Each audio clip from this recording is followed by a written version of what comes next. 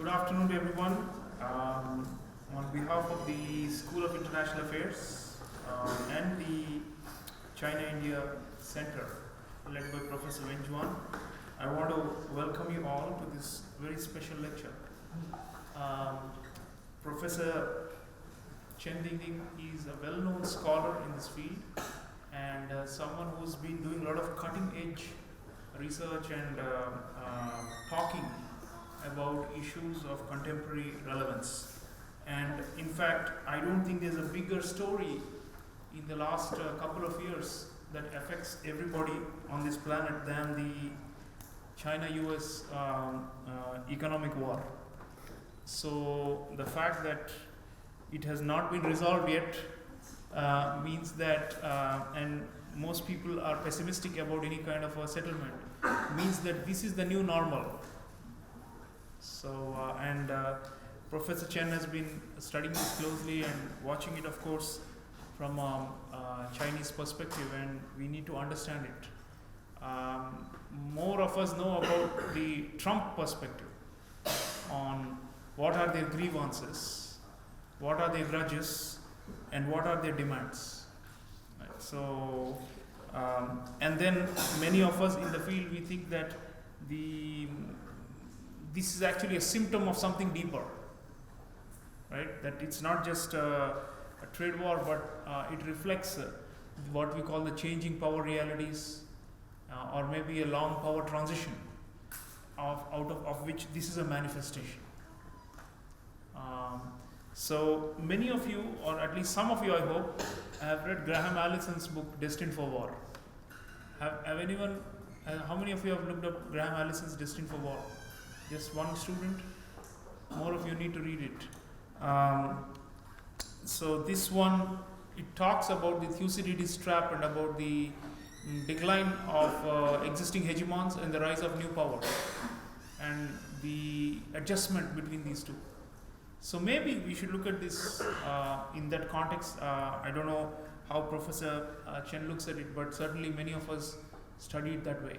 And then there are many questions here in India. People are asking, is the trade war beneficial for us or harmful for us? So that's become a big question. Just 2 days ago, Ian Bremmer, who heads the Eurasia Group, a major think tank in New York, put out a graphic on Twitter saying, here are the winners of the trade war. Not losers, winners. And he had about 10 countries on that list, and he's showing the monetary benefit that each country is gaining from the trade war. How is that possible? Well, it's apparently what we call the trade diversion. So because the US market is closed to lots and lots of Chinese products, the US consumers will still need to buy those things, and therefore other countries that may have substitutes for Chinese products are able to sell more in the US now. So, and India is on that list, Brazil is on the list, many large emerging powers as well as other developing countries are on the list. And I recall the graphic saying something like 11 billion or something is what is India's gain, quote unquote, from this trade war. In other words, we are able to export more because we have some substitutes to some Chinese goods that used to go to the US. But of course, that's only one side of the picture. There are other complications. It's not only about our exports getting greater access to the US market, it's also about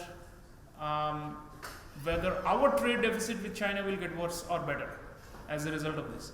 Because if Chinese goods are not reaching the US market but are stuck in the ports like Qingdao or Tianjin, then where will they go?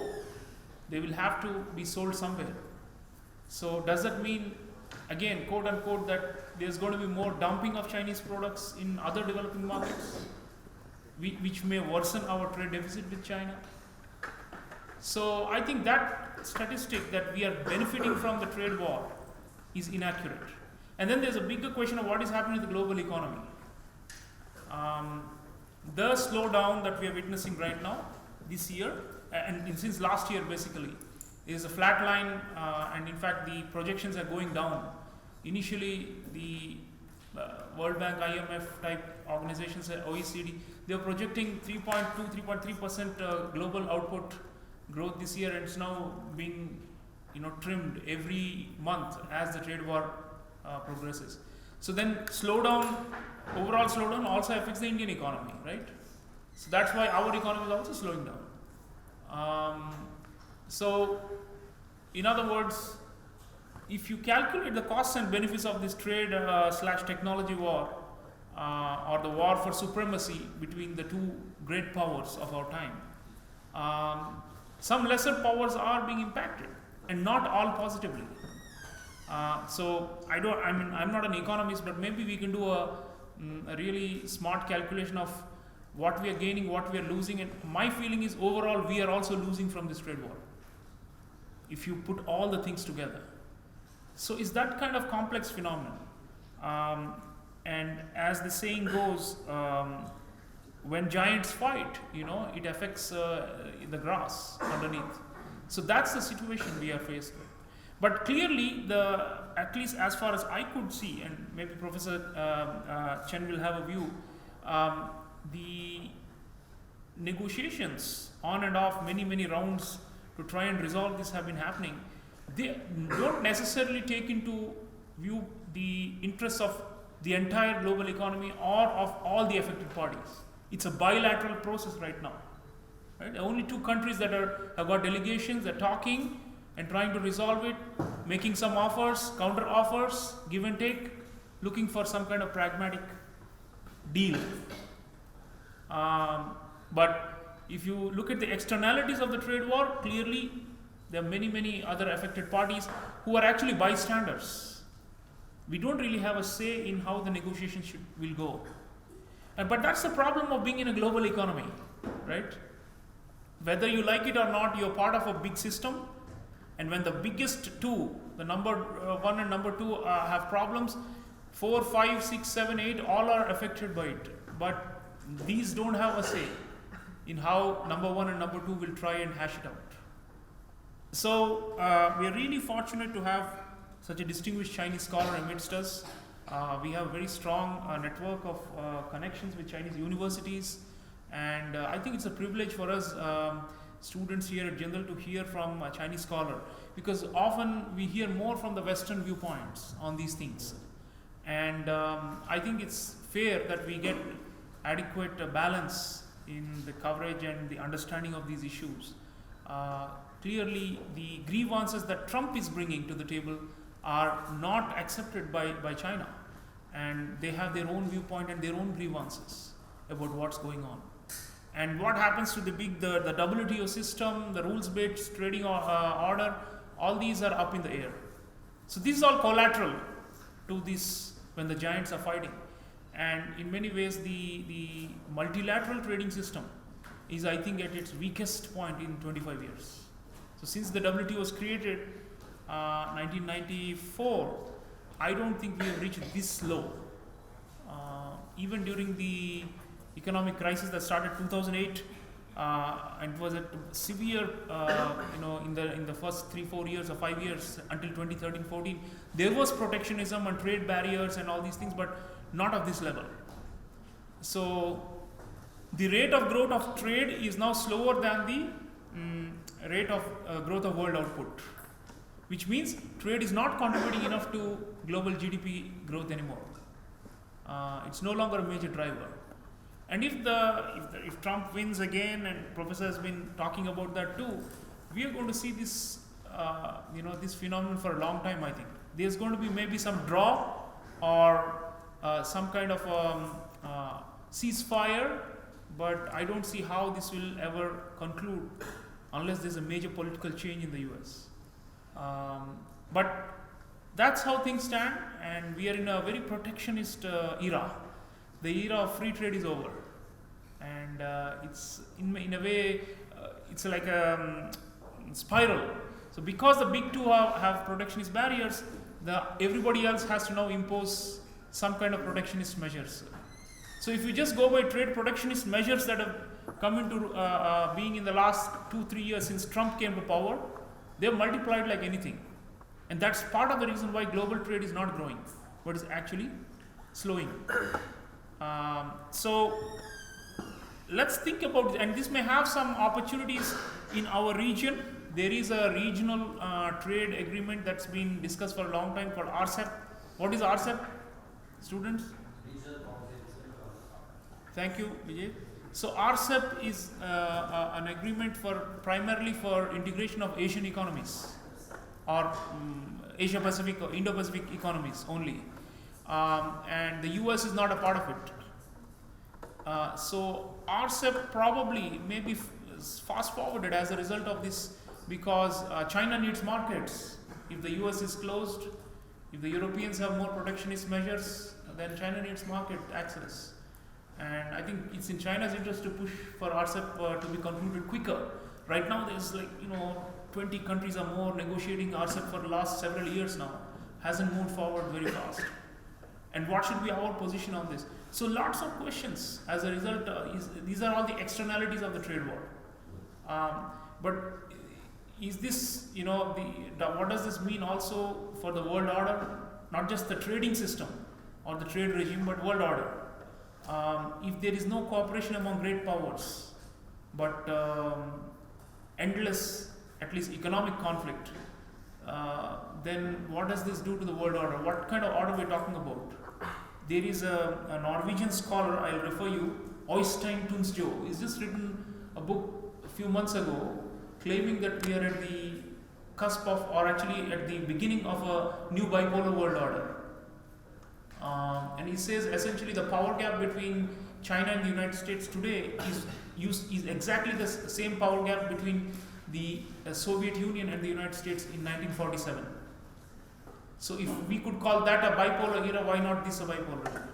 But of course we in India or in other emerging power centers like Brazil and so on, Nigeria and South Africa, maybe Turkey in the Middle East, some of us believe that we want a multipolar world, not a bipolar one. So will the trade war usher us towards multipolarity, or will it entrench what seems to be currently a bipolar world order? These are the big questions. I'm flagging these for your interest, and I hope you follow this closely, follow the news. The negotiations between the Chinese and the Americans are happening almost every few weeks. Delegations are coming here and going there and back and forth, but no resolution. No resolution. And mind you, people who thought that China will cave in and surrender to Trump, it has not done so. It has made some concessions, but is not willing to go beyond the red line. And the Chinese, even though the Chinese growth itself has slowed down, like the Indian growth, they are still holding out and not completely giving up. So it shows that China has reached a different level, in my view, the way I look at it, in terms of power and self-confidence. 10 years ago, if there was Trump or Trump-like phenomena and they would have applied maximum pressure on China, it may have caved in, or at least buckled under the weight of the US economic pressure. No longer. In fact, at least the Chinese nationalists are saying we are going to fight this for as long as it takes. But what does that do to the world order and to all of us? Who is to blame for this? Is it only Trump, or is it actually a two-way street where both sides are to blame? So I want you to think about all this and how everything is interconnected in this global economy. Okay, so I just wanted to give a small preface before we welcome Professor Shen. Maybe he can also introduce his new think tank, which is very exciting. We hope to collaborate with him. I hope some of our students through Professor Wenjuan's center can also go do internships in China in the summer under Professor Shen's think tank. And already quite a few of our students are going for degree programs to Chinese universities. But I hope that this will open more opportunities. So intellectually as well as practically, thank you, Professor Shen. Thank you for being here. Floor is yours. Please welcome.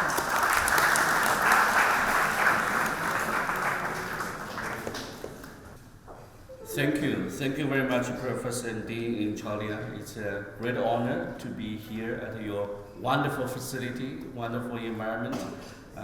We are all very, very impressed by this beautiful university and all these wonderful friends and the students here, and I'm particularly happy that I found many ties to India, to this university, and like I just mentioned to Professor Stephen Marks, I spent 1 year doing my postdoc at Harvard many years ago, and I'm also happy to learn that you did your study at Syracuse University, because I taught for 2 years in a very small liberal arts college called Hamilton College, which is 1 year, one hour away from Syracuse. I used to drive to Syracuse City for shopping and dining and all that. It's all wonderful memories. And of course, Gindel Global University represents the future of higher education in India, and maybe for the whole world. I think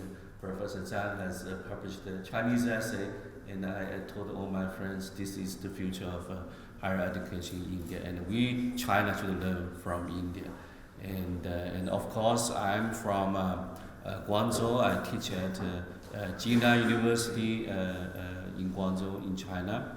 And our Jinan University, we sometimes call ourselves JNU as well. So I went into the other JNU 2 days ago, and I was happy to see many friends and the professors there. So from one JNU in China to another JNU in Delhi, and to this JGU, very close. I'm very happy we have so many common ties here. And so, like Professor and Dean Chalia already mentioned, there are lots of big questions surrounding us, not only today, but also I think for the coming years and the decades. We are indeed in a period of great transformation. This is undoubtedly true. And all the big questions mentioned by Dean and Chalia, I think I have no I'm not unable to answer any of them. I'll just, try to get help from some of our wonderful professors and the students here. But I, of course, coming from China, can offer a sort of a Chinese perspective on how we view this current global situation, and particularly how China-US relations has evolved so far. But I will focus on the headline topic, the trade war, technology war, whatever you want to call it. I think does not really matter. The important thing is we are witnessing this new phenomenon, and where it goes and how we should respond to that. And not only US and China, and how other countries and other regions should respond to that is also very interesting to me. So I really look forward to your comments and suggestions. So basically, I will try to focus on two parts during my remarks. The first part will be more on the trade war itself, even though, as Dean Chalia already mentioned, the trade has become interestingly less important for global development. And that's probably both bad news and also good news, because that means other factors can contribute to future global growth, possibly technology. So second part I will focus on technology, competition / war, depending on your perspective between US and China. And I think in my personal view, this probably is more important for our future development.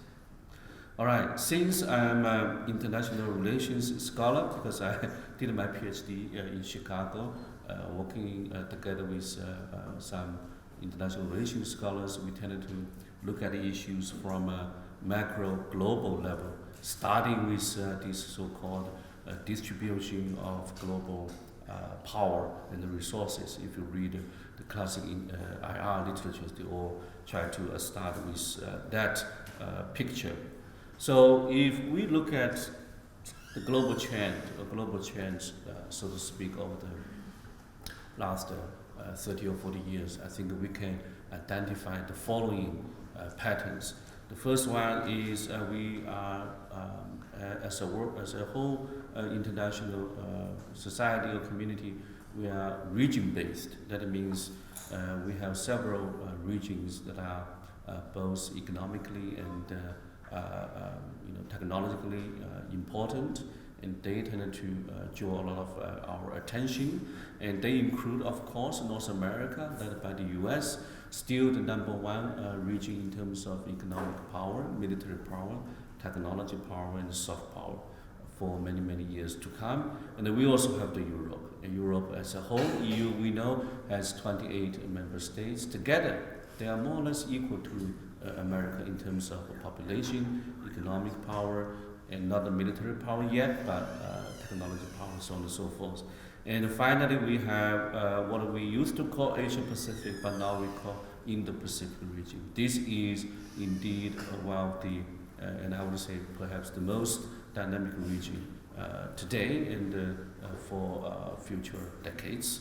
And this region includes obviously Northeast China, Northeast Asia, China, Japan, South Korea, and Southeast Asia, including ASEAN, 10 member states, and South Asia, India, Pakistan, and so on and so forth. So this Indo-Pacific region is indeed, as many would say, the future of global development. Not only because of they have large population, and I think India has 1.3 and maybe even 1.4 billion population now, and India and China together account for maybe 2/5 of global population. So if you make India and China, these two countries grow, then you would have global growth as a result. So Indo-Pacific region is becoming sort of a center of gravity, mostly economically at this moment. This also means we are perhaps at the very beginning of a shift from so-called Western power to non-Western power. We're not only talking about Asia, because we are also talking about Africa, Latin America, you mentioned Nigeria, we have Brazil, we have South Africa, so on. So maybe it's not a right term to say West and non-West. I think those terms tend to be misleading, but if we have to use a term, let's call it a non-Western power. So there is a shift from the West to the non-West, so to speak. And within that, we have the rise of China, of course. And we in China have personally experienced the rise of China, mostly economically, but also socially and politically. And with that, we also can talk about what some people would call the decline of America and the US. And I personally would caution that I think we needed to add a relative to the decline of the US in front of the decline. Why? Because these numbers will tell you why. If you look at this figure, this shows the US still accounts for roughly 1/4 of global GDP. That's 25%, and China perhaps 15%, and others, Japan, Germany, and by the way, India is already the 6th largest economy in the world, depending on how you estimate that. So this is again the figure that shows the U.S. is not really in decline. Why? Because this figure, we have 5 lines here representing 5 different countries. Can you see the names of the country from the behind, students? No? Yes? No? Okay, it's even better if you cannot see the names. Because the 3 lines at the bottom, they are not moving so much, right? They have sort of stabilized over the last 20 years. This is starting from year 2000. So year 2000, as you can see, obviously the top line is the US and the green line is China. So year 2000, China was about 1/4 of Japan's GDP. That's year 2000. And we know what happened around the year 2001, and China joined the WTO, and then became an exporting powerhouse, and the economy really took off. So by year 2008 or 2009, when we had the global financial crisis, China surpassed Japan as the number one economy in Asia, and continue to grow like this.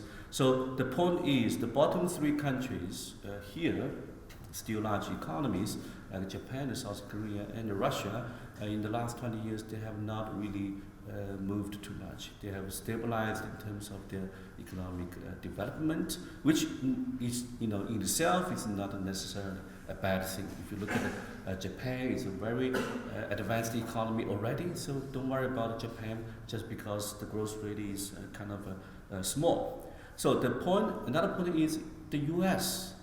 If you look at this, the US growth rate has been very nice compared with other major economies. Indeed, if we remove the green line from this figure, right? If we remove China from this Earth, for example, the US would be in a very comfortable position. Why? Because you are the leading country, you are the hegemon, and the gap between you and all other economies, countries, actually is getting larger and larger, except maybe one country, that's China, or maybe except also India. But India is still in the early stage of emerging global power, so US probably does not have attention to this part of the world yet, but this is what we have been seeing for the last 20 years. Of course, the figure stops at 2021, so we don't know what would happen in the future if the trends continue. So if we extend the figure to 2030 or something, if the trends can hold, and you might expect a crossing point. We don't know. This is one calculation, for example, and this is put forward by the general economist several years ago, trying to predict at what time China's economy would be catching up with the US one. So this is the dynamic model, meaning that you can put in your own numbers here. For example, this is starting from 2015. So my estimate is starting 2015, for the next X number of years, China's average growth rate will be around 5%, which is a reasonable estimate because China's economy has been slowing down in the last 5 or 6 years now, growing at 6.3 maybe this year, or even 6.2, depending on how the trade war goes and all that. And the US growth rate, I put the number to 2.25 because that's more or less in line with the last decade US growth rate. And you put in also inflation and the exchange rate, so on and so forth. Then you get this result. The result is by 2029, quite likely China's overall GDP economic size would be as equal as the US. So this is already 2019, so that means 10 years from now, if China's economy does not collapse, if we don't have any dramatic things happening in both countries, this is the most likely outcome. Of course, you can adjust these numbers by lowering the number to 4 and by increasing the number to 3, because US economic growth rate last year was close to 3%. Very nice number for the biggest economy in the world. So either way, you can get different numbers, but the point is, after 200 different sort of estimates, you find that the crossing will happen. It only happens either several years earlier than 2029 or several years later. So most likely the range is between 2027 and 2035. So this is the most likely range. And of course, strange things can happen, and none of this, catching up probably will happen in the end. That's also possible, but most likely it will happen.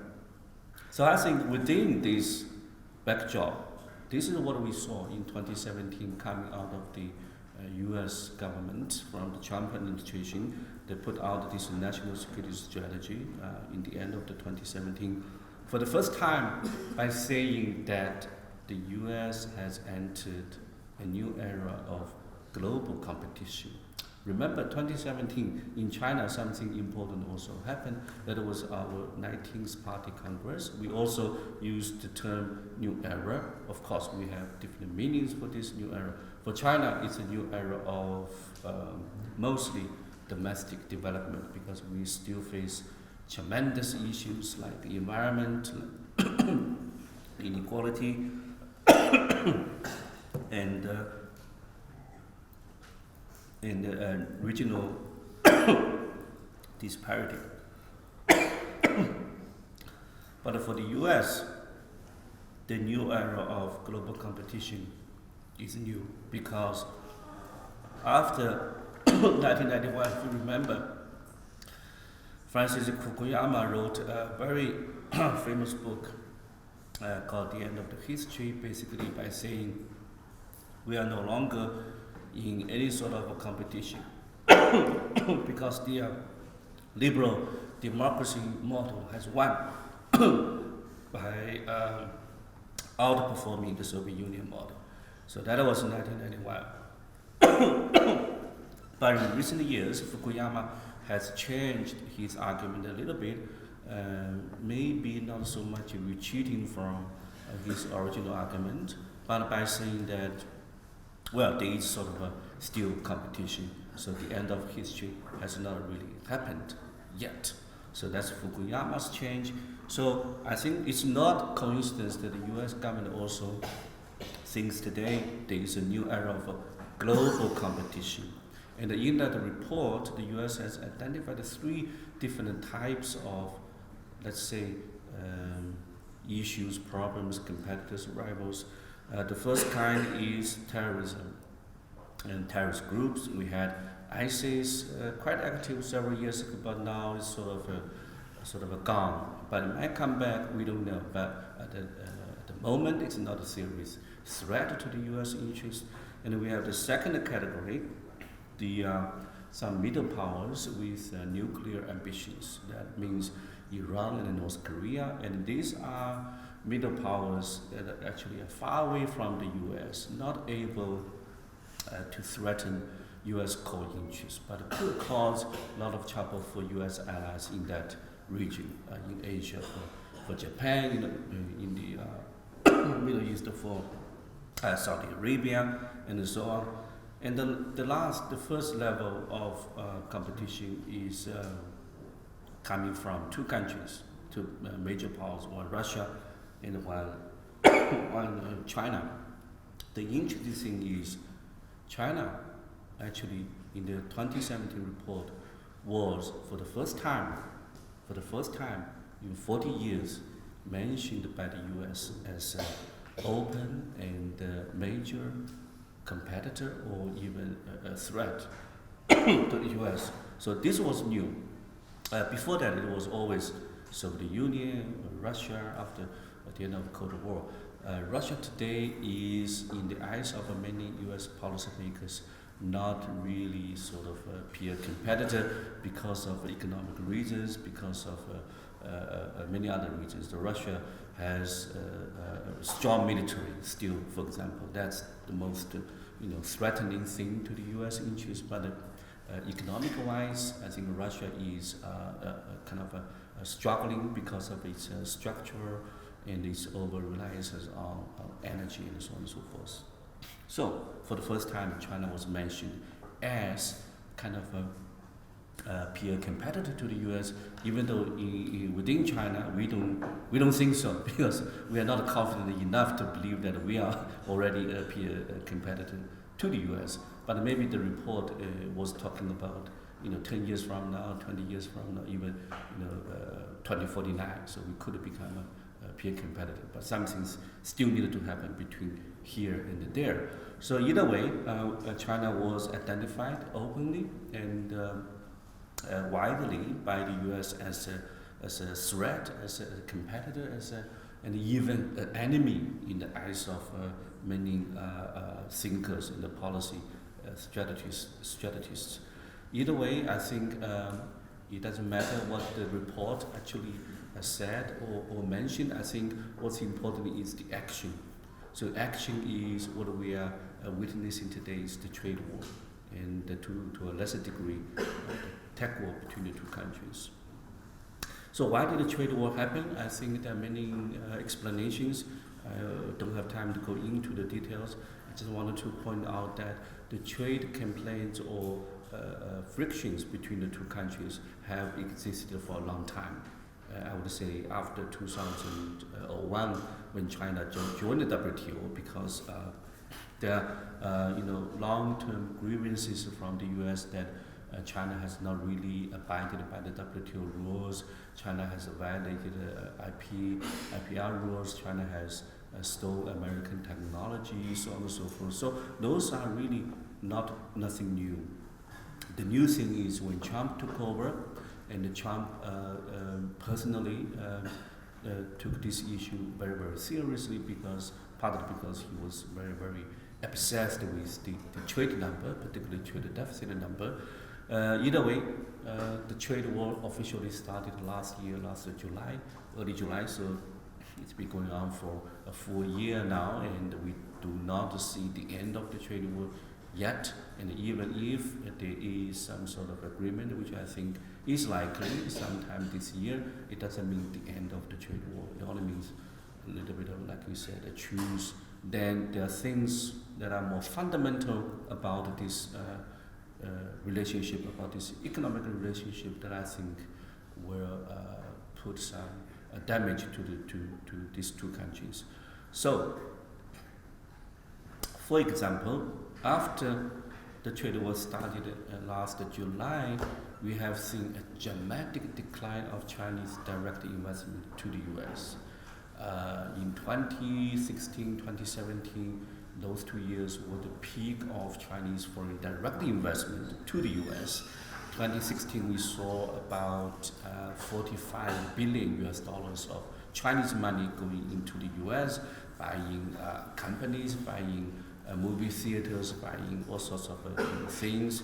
2017, we saw roughly about the same amount of Chinese money going into the U.S. But in 2018, because of the trade war, because of the more restrictive American laws on Chinese money, Chinese foreign direct investment to the U.S. dropped about 90% in 2018.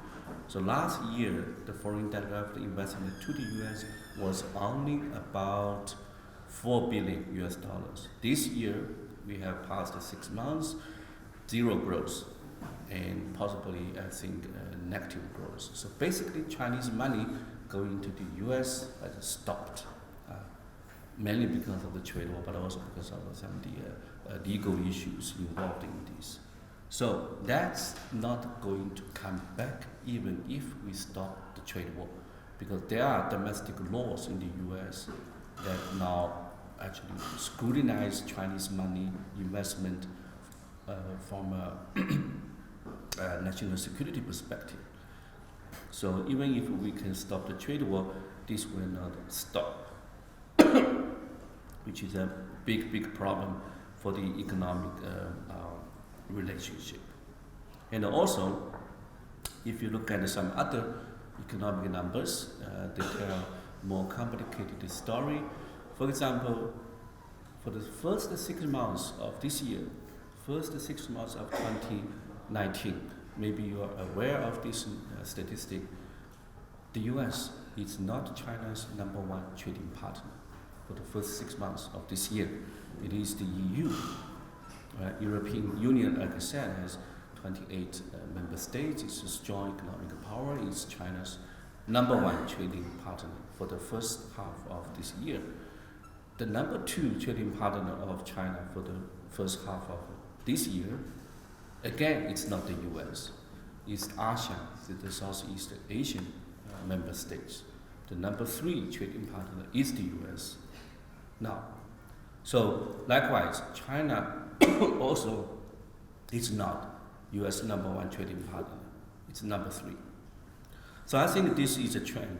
This is a trend that will only continue for some years to come.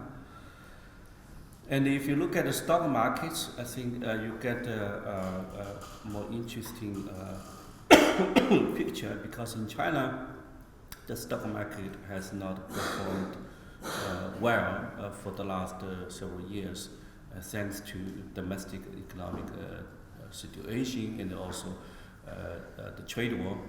The U.S. market has done relatively well. It's still growing and very recently created an all-time high in recent years. So China stock market is mainly issue about confidence. If you lose confidence in the future development or in the overall stock market, you invest, so the market will go down. So that shows the trade war has done some damage to Chinese confidence in the economy, but not really the overall economic performance. And also because the stock market in China is not as important as it is for the US. The stock market in China only is about 25% of the annual GDP, and not the US is about maybe 80 to 90%. So these are the usual people we read from newspapers when it comes to US-China trade relationship, and there are more moderate people on the right, including Wilbur Ross, Stephen Mnuchin, relatively moderate. There are more hardliners on the left, including Peter Navarro and Robert Lighthizer. They do have kind of different opinions as to what to do with China, and they have different policy suggestions as well. And on top of that, you have Trump, who has created a lot of headache for our IR scholars, because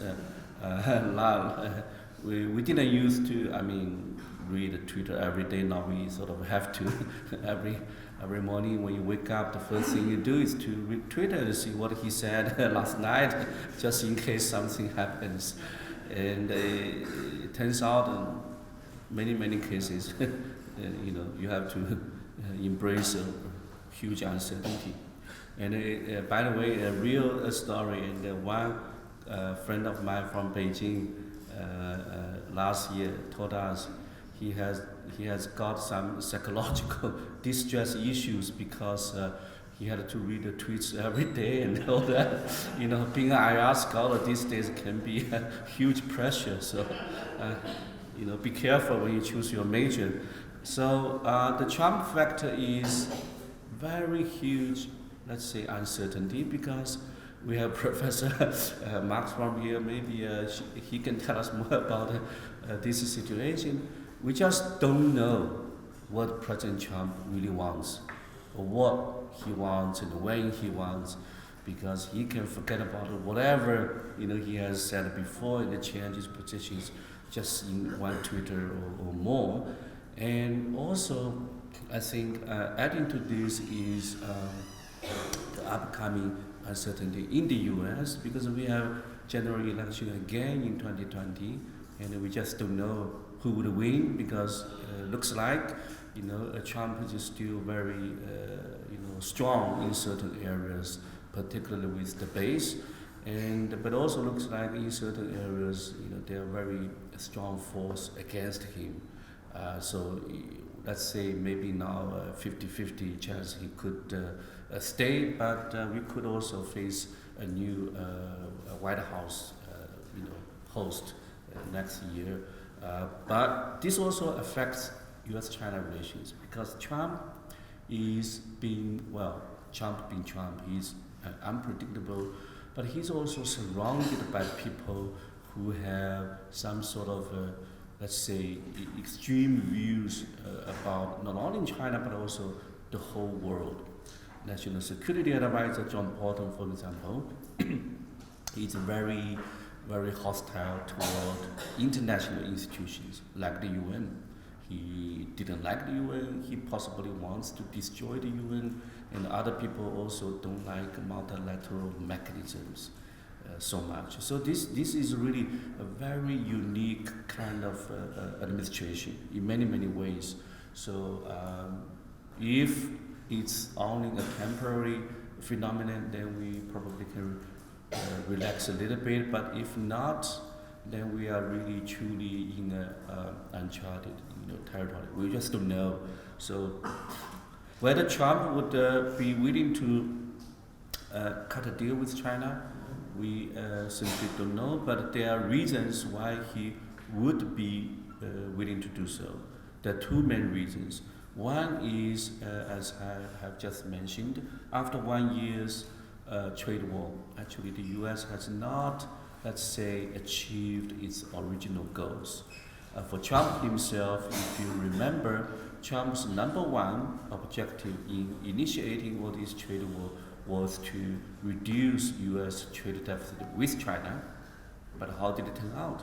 In 2018, we found out actually China's trade surplus with the U.S. or the U.S. trade deficit with China actually increased in 2018. Maybe it's only half-year trade war, so we don't have the 2019 numbers yet, so we have to wait until December to see the outcome. But looks like the trade deficit will not at least dramatically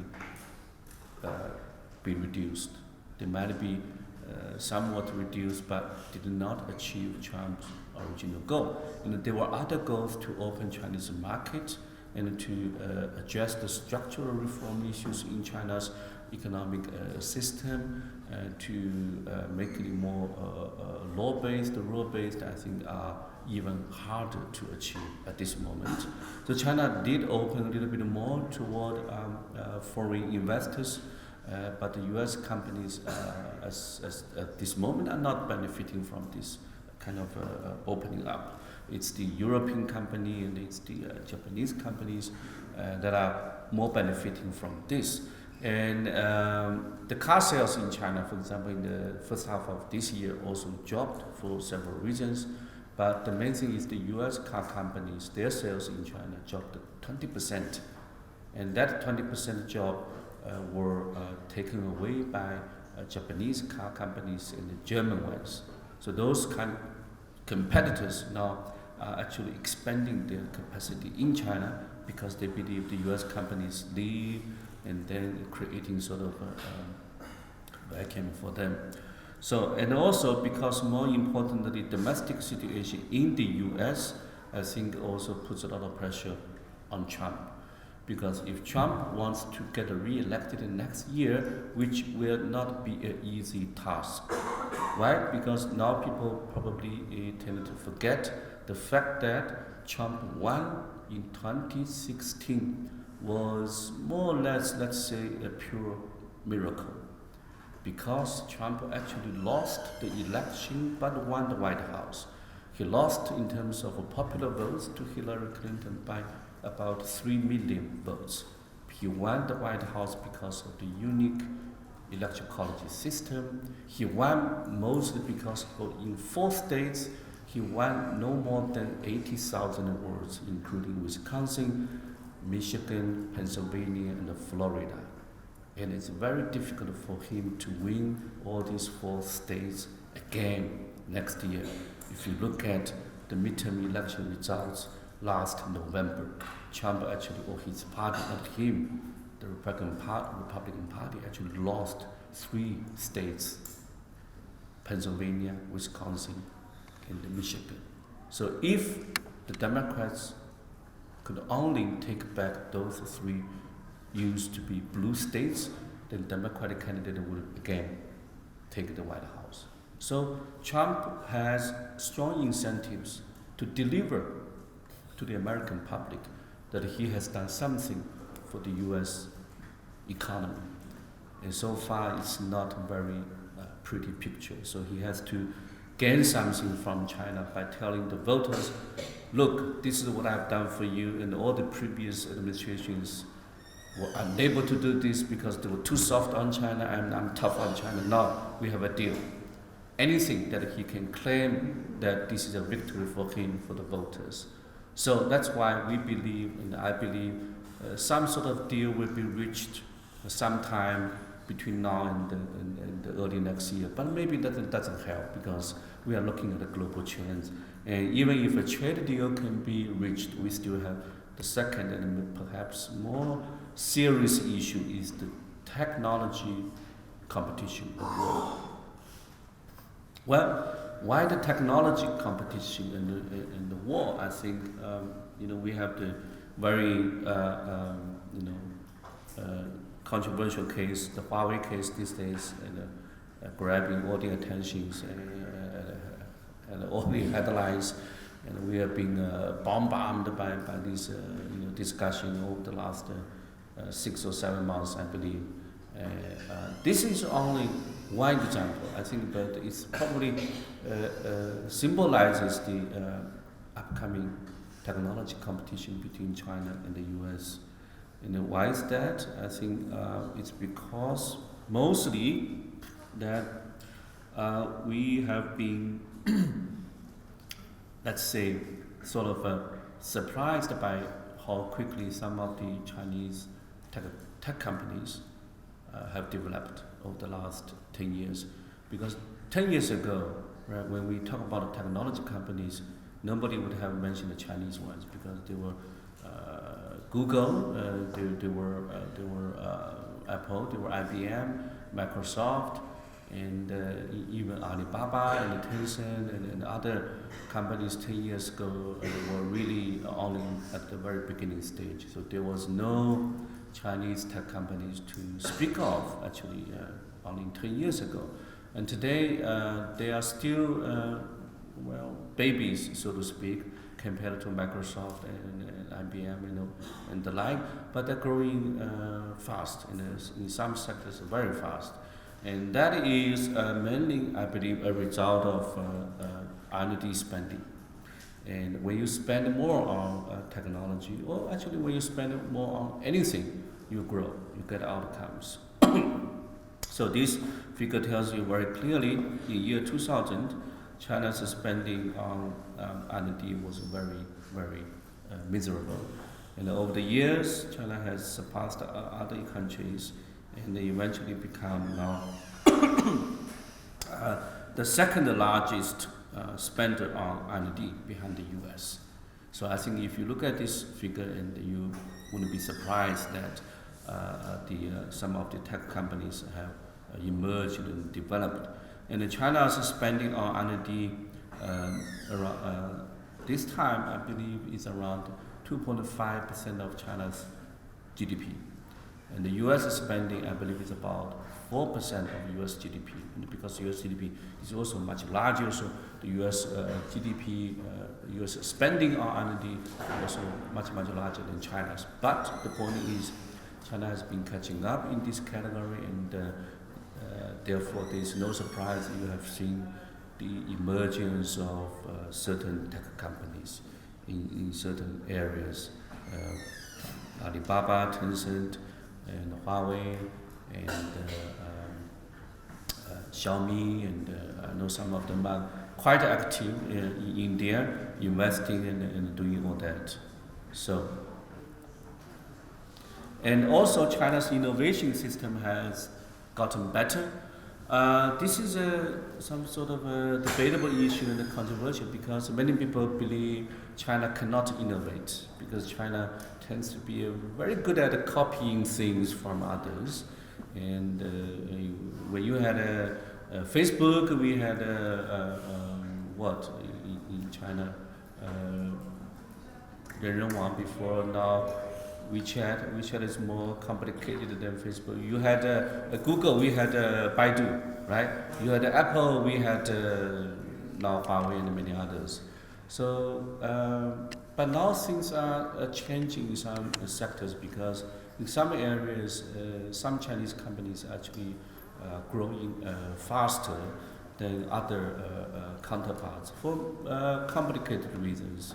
And for social and legal and the market and other reasons. So, but overall, I think the place to look at in China, if you wanted to understand technology development, is actually not Beijing.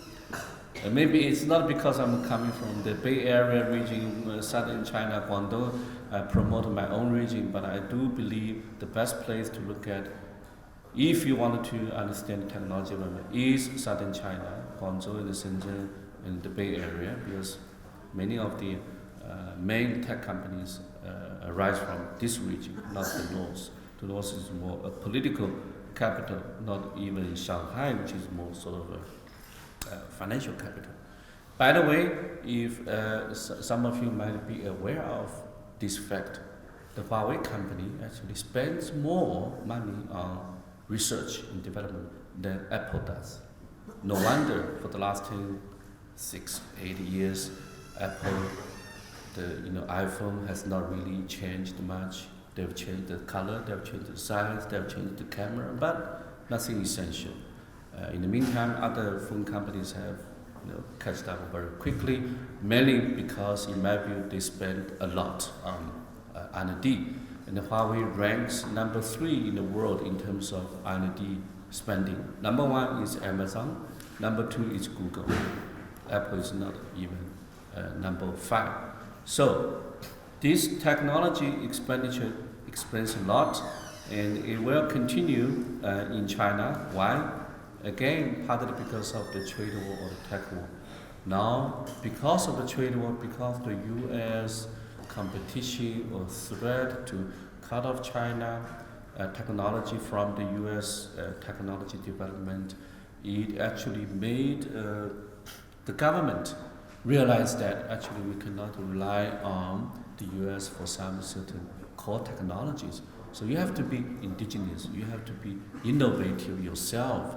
That's why the government has initiated very ambitious plans to invest and develop new technologies in China, throughout China actually, not only in the southern China but also in other regions. So I think in cyberspace is another good example. We have seen China being very active in terms of investing in cyber related technologies, and indeed that's one of the most maybe debatable and controversial issues here, including Huawei and the 5G. So all I'm saying is that this is a new sort of competition, and we don't know how this would end. It's different from the trade competition, maybe partly because trade has become less and less important in terms of growth, and the technology actually could become possibly more and more important in producing growth. And if so, then your priority should be very clear: invest in technology and try to catch up in certain areas. And China has a couple of advantages when it comes to technology development. We have our own weaknesses, of course, but I think the Chinese market is now possibly big enough to sustain some new technology, new experiments. Whether they succeed or fail, we have a market. We have a large number of consumers who are willing to try new things. They're willing to try, for example, maybe you are still hesitating about it. They're willing to try facial recognition technology when it comes to payment. And starting this year already in China, some cities, some places, they're already starting to use facial recognition payment system, which in a way is good news to me, because I don't like carrying a wallet around, and I don't like carrying my mobile phone a lot because it's heavy, it's inconvenient. I don't want to carry anything around. I just want to go to a store and scan my face, and make payment and then walk away with the product. And I don't have a twin problem either, so I'm fine with that. So that kind of technology is now taking place in China without much discussion. Maybe that's a problem. We tend to leave aside the ethical, moral, social implications of new technologies. We move too fast sometimes, but that's the reality. The technology keeps moving, and some of them will be productive. By the way, facial recognition technology is not only for payment, it's actually very good for education. Why? Because as a professor, we tend to, we notice that sometimes teaching in front of the whole class, and our students react differently to your materials, to your lecturing. So with facial recognition, you could better understand whether you truly understand or you don't understand this part of the material. Then we can go back and do individual tutoring for individual students and the like. So I don't think it's only for one area. So the technology can be applicable to many other things, including also raising chicken in China. I don't know how that's connected with facial recognition, but somehow, I was told it could be very effective.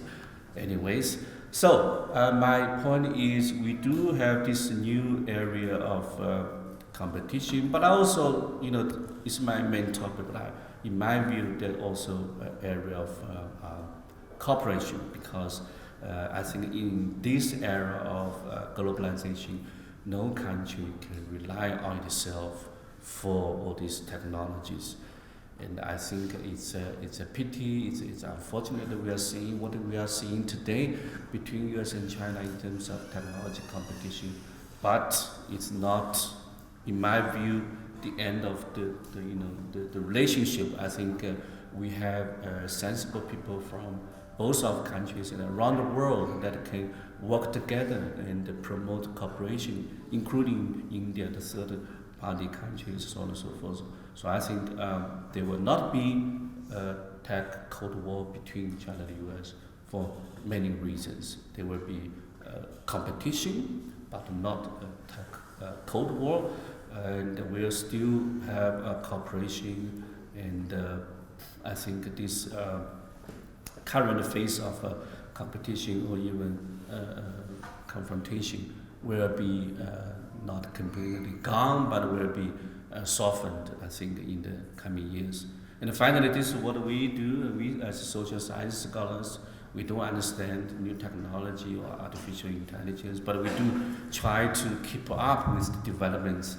Otherwise, we'll be falling behind. So this in both Chinese and English we'll be able to send to you if you're interested. With that, I thank you very much and I hope to hear your comments. Thank you.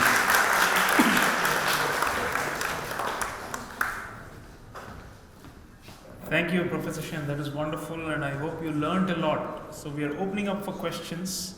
Can you just raise your hands, please? Yeah, go ahead. We don't have a mic in this classroom. I think you just have to speak up loud. Oh, there are. Wait.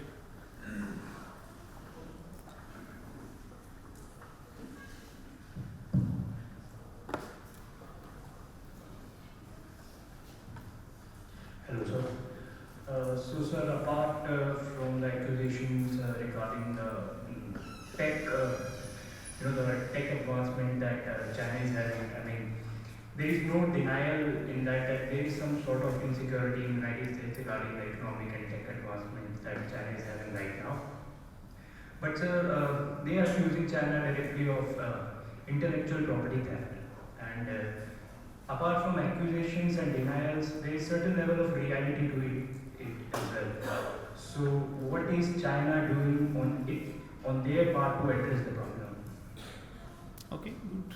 There was a question about the IPR theft and that it's not totally unfounded. Well, I think whatever term you want to use it, there are cases, I think, that you could use that term to describe. There are also other cases, I think, that is completely normal between businesses. We call it business competition or business intelligence. Apple suing Samsung, Samsung suing Apple for theft, for whatever. So it's a normal thing, and we should not conflate the two. And I think what percentage of what is in that category, we don't know, because it's a very detailed professional estimate. But I think China now understands that it's very important to protect intellectual property rights for our own sake, not because we want to, yield to the pressure of the US or other countries. Because why? Because now we found out, and we also very much face the problem in other countries because now in as you develop, it's normal others will begin to copy your technologies. Sometimes in a more legal way, sometimes in a less legal way. That's the reality you face. So we now realize our technologies. We also sometimes face the fourth technology transfer problem because others will tell us, hey, you want to invest here, fine, but you have to set up joint venture with us, and you have to transfer your technology to us, well, which is not completely illegitimate. I tend to believe we should share technology. As a humanity, we should share. But you cannot share for free sometimes. You have to take into account of your own conditions and all that. So I think it's a very complicated and interesting matter, and we have a lot to improve in terms of IP protection, not for others, for our own sake, because if you don't protect IP, then as innovators, I have no incentive to innovate. Because what do I get if my technology gets used by others for free? I think we have that problem. Professor Shen, I'll just also take the prerogative and ask one question. When you look at the two big economies and this whole competition, do you think the problem is even deeper than hegemony or competition for supremacy or number one? Is it really a clash of different political economies? By which I mean, China is a state-guided, state-dominated economic system, and the US is a kind of a free market, laissez-faire economic system. And is the real problem that, which is the Americans are no longer able to compete or are slowly falling behind because they don't have massive government backing? And in fact, that relates to the status, the designation of China as a market economy, which the US has not done. So is it really the big problem is that this is state capitalism or state-guided capitalism versus free market capitalism? Is that the fundamental problem? That's why America is feeling insecure. And because the state has no money to be able to back its companies the way the Chinese government backs its companies. And therefore they say it's not a level playing field. Very important question, but for me, I don't think that's the reason, because after all, first, the US system is very, very unique. No other economic system is as free as the US. If you look at Japan, if you look at Germany, they are not as free as the US market economy. They are also market economies. In Germany, I've been there several times, the government even controls the renting price. That is even unthinkable. In China, how can the government control my rent price? I want to raise my rent, that's my right. But we have other controls. In Japan, even though market economy, but the government business relationship is very, very complicated. So is South Korea. And also China is also very unique in its own combination of public and private ownership. I think so is India. So I don't think it's like a black or white. It's two political economy systems. And by the way, I think the US system is very, very successful. I mean, the previous figure showed that, right? Other than maybe China, growing much quicker than others, the gap between US and other, Germany, Japan, and the other major ones, is getting larger and larger. So I don't think the US is a failed model, but there is the sense of maybe very much exaggerated sense of failing in the US. Maybe the expectations were too high, maybe the expectations were to transform other economies, then you fail, but not really, domestically. So I think there are many factors coming into play in this current understanding and whatever, but I don't really think it's a big economy system. Both systems have their own advantages. They also both need to reform and adjust, but it's more than that.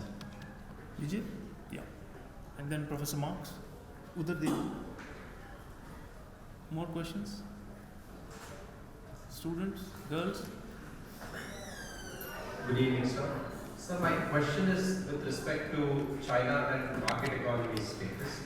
Sir, one of the leading ways for all countries which are poor to get any sort of revenue today because of how there's trade war is that by imposing anti-dumping duties. Any major economy you see, sir, whether it's the United States, European Union, India, South Korea, Japan, highest number of anti-dumping duty cases are instituted against China. So, as an Indian, sir, I feel personally very bad because why doesn't China mend its ways in this one particular instance? Because so many industries in India face problems because of dumping. And especially when China wants to become a global leader, the problem that many countries face is that they're simply not able to trust China, sir, because of these unfair market practices. Just will China adapt and change these unfair trade practices, or is this the new normal, sir? Okay, so in the interest of time, we'll take maybe a couple of questions and you can answer all of them. Professor Marx? Thank you very much. I do apologize because I really appreciate everything you had to say, Professor Chen. But I want to challenge both you and Sri Ram on your fundamental premises, saying this is an issue of importance to world order. Yes, indeed it is. But you've both been premising all of your remarks on an understanding of world order that takes us back before the establishment of the effort to build a new world order after World War II. Why am I saying this? It's because the assumptions that you're both making is that the focus on GDP and the focus on national power are fully justified, whereas, as motivated, that we're in a war in this regard because we're in that type of power structure, whereas the building of world order was the building of international cooperation to overcome the harm that is done by the nationalism that is now rising its head in not only the US and China, but Russia and India. It is going on before our noses now, a focus on nationalism in India that is challenging its own constitution. So the question is more of what is the future of international cooperation in the global world order, which means what is being done to increase the realization of the Sustainable Development Goals, of reducing poverty and inequality, of realizing human rights, of realizing sustainable development, which means combating climate change and relieving the world from the dependence on fossil fuels. So world order was a slow but steady progress towards functionalism, or at least liberal internationalism. And that's what the war today is demonstrating we're moving away from. And this applies also in innovation in science and technology. And I'll conclude with that, because innovation in science and technology, you presented as a war. Unfortunately, there was a principle that advances in science and technology should benefit humanity, not benefit the profits of a company or the nationalist objectives of a particular nation state. Technology should be regulated not in the national interest or of corporate profits, but in the interest of people.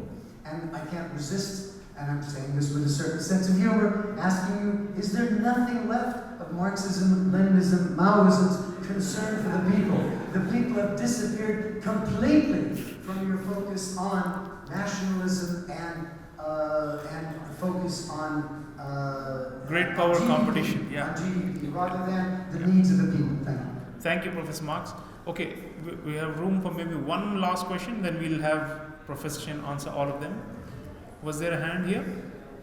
Rajdeep? Professor Rajdeep? Yeah? Who's udhar upar?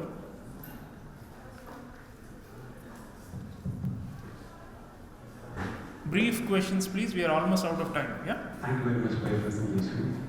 You started off saying about that you have seen changes in your own life in China, and you stopped economic, aspects of life. Can you shed a little bit light on how other ways ordinary Chinese citizens' life has become better? That way we can understand, because otherwise the only story is economy.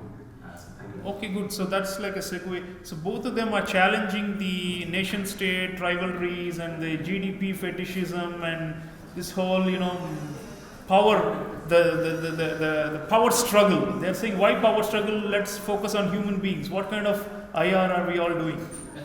I agree, that's our problem. As IR, discipline, and as IR scholar, mostly, I admit that's problematic. That's why I also hope to hear from Professor Marx about Europe. And by the way, I completely agree that people should be at the center at all of this. And that's why, in the end, I'm not so pessimistic. I believe we do have a way all of this. But what I did present here was a view, a sort of kind of a perspective widely shared within China by others, also partly including me. So this is a view that is a reality we are dealing with, but it's not what we hope to be in the future. And I think you are right. We already see the competition, that really, it's a trap, limiting our imagination and our way of thinking, that. So I'm very happy you made that clear, and I know you work on development and human rights. By the way, I did my dissertation also on human rights policy, human rights foreign policy, not on human rights as development. But as another great Harvard scholar, Amartya Sen, right? He wrote a book I read during my graduate school, Freedom as Development as Development as freedom. So I think I completely agree with you. To this gentleman's question, unfair market practices, or whatever you want to call it, I think there is a fundamental problem here, which is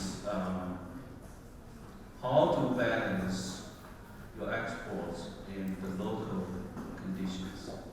And there are two possible reasons for this. One is real unfair practice. I just want to enter this market by artificially lowering the price, destroying the local competition, all that, like Uber did maybe. That's why Uber lost so much money in the second quarter. Then you find out you don't really make money. After all, it's just you destroy the local market. That's why I think probably, I don't know about the companies or that, they may be doing this.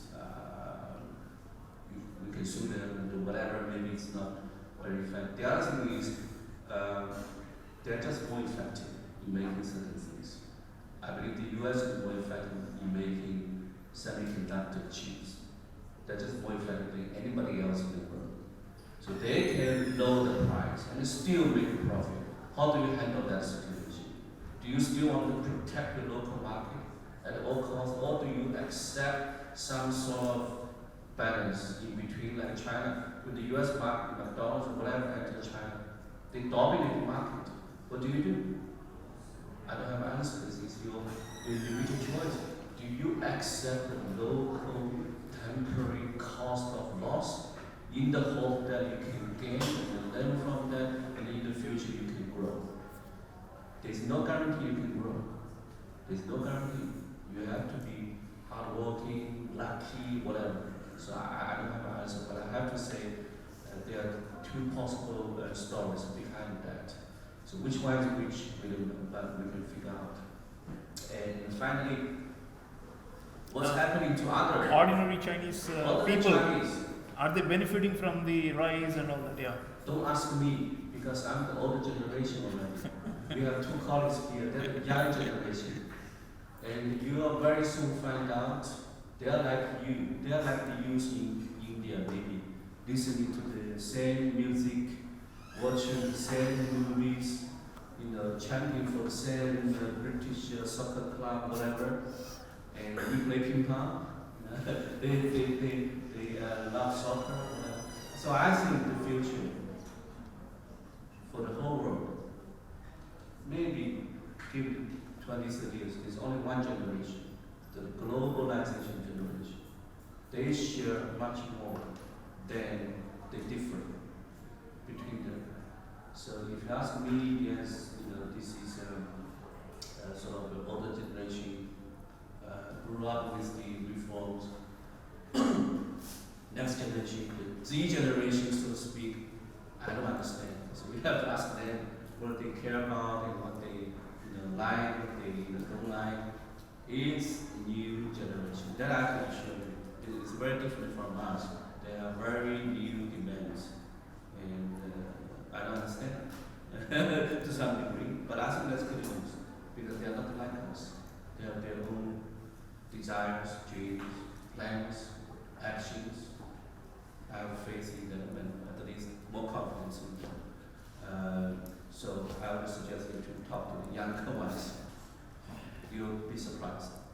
Great, and indeed our students and faculty are talking to younger Chinese and vice versa. We have done lots of student mobility with top universities like Tsinghua and JGU. We have students going there to study degree programs.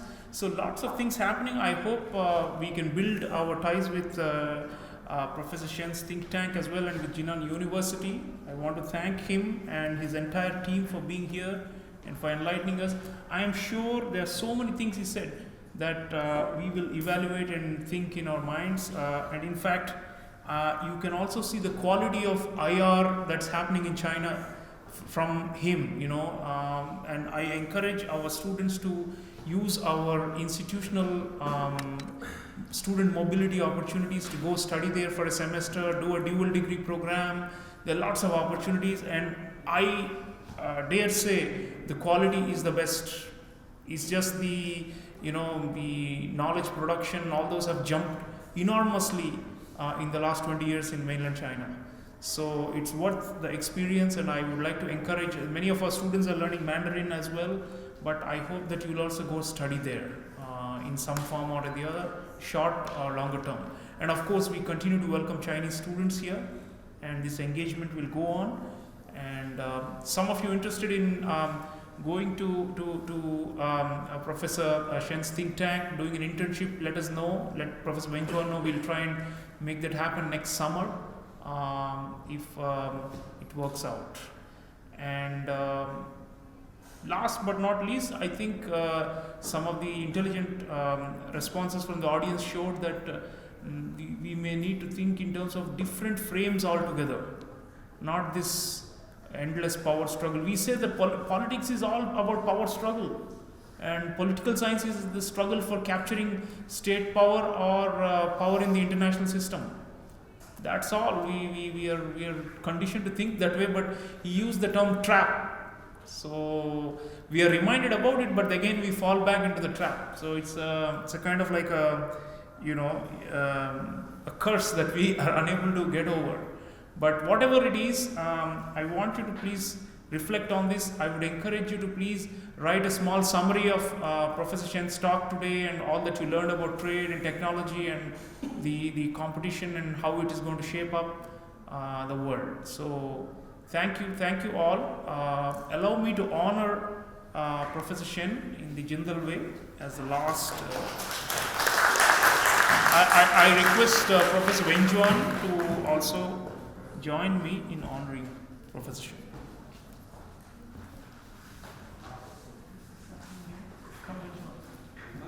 Beautiful.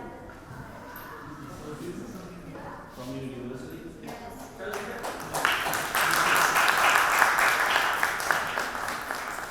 This one is customized scarf for the winter with your name on it. Thank you so much. Name on it. I'll wrap it around you. Thank you. This is so beautiful. I didn't expect this. Thank you.